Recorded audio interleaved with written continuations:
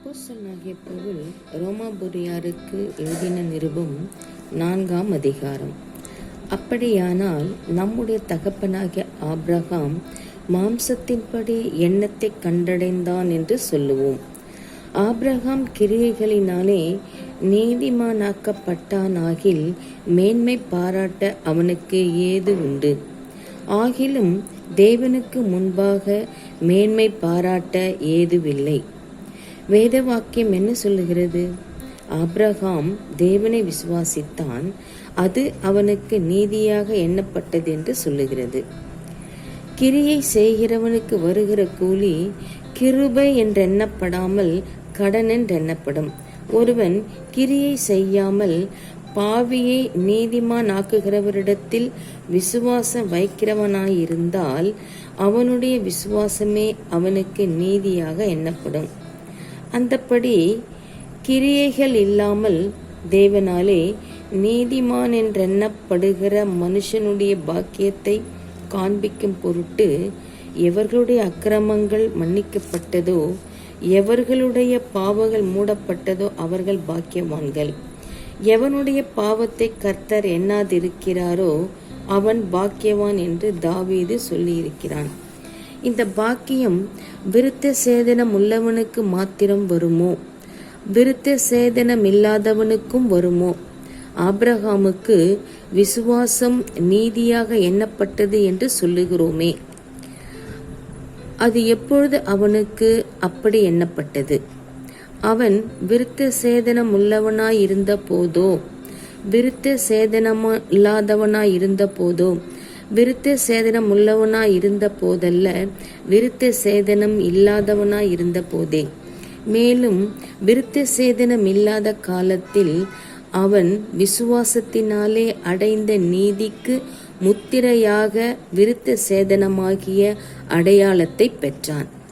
விருத்த சேதனம் இல்லாதவர்களாய் விசுவாசிக்கிற யாவருக்கும் நீதி எண்ணப்படும் பொருட்டாக அவர்களுக்கு அவன் தகப்பனாய் இருக்கும்படிக்கும் விருத்த சேதனத்தை பெற்றவர்களாய் மாத்திரமல்ல, நம்முடைய தகப்பனாகிய ஆபிரகாம் விருத்த சேதனம் இல்லாத காலத்தில் அடைந்த விசுவாசமாகிய அடிச்சுவடுகளில் நடக்கிறவர்களுமாய் இருக்கிறவர்களுக்கு தகப்பனாய் இருக்கும்படிக்கும் அந்த அடையாளத்தை பெற்றான். அன்றியும் உலகத்தை சுதந்தரிப்பான் என்கிற வாக்குத்தத்தம் ஆபிரகாமுக்காவது அவன் சந்ததிக்காவது நியாய பிரமாணத்தினால் கிடையாமல் விசுவாசத்தினால் வருகிற நீதியினால் கிடைத்தது. நியாய பிரமாணத்தை சார்ந்தவர்கள் சுதந்திரவாளிகளானால் விசுவாசம் வீணாய் போம், வாக்குத்தத்தமும் அவமாகும். மேலும் நியாய பிரமாணம் கோபாக்கினையை உண்டாக்குகிறது. நியாய பிரமாணம் இல்லாவிட்டால் மீறுதலும் இல்லை. ஆதலால் சுதந்திரமானது கிருபையினால் உண்டாகிறதாயிருக்கும்படிக்கு அது விசுவாசத்தினாலே வருகிறது.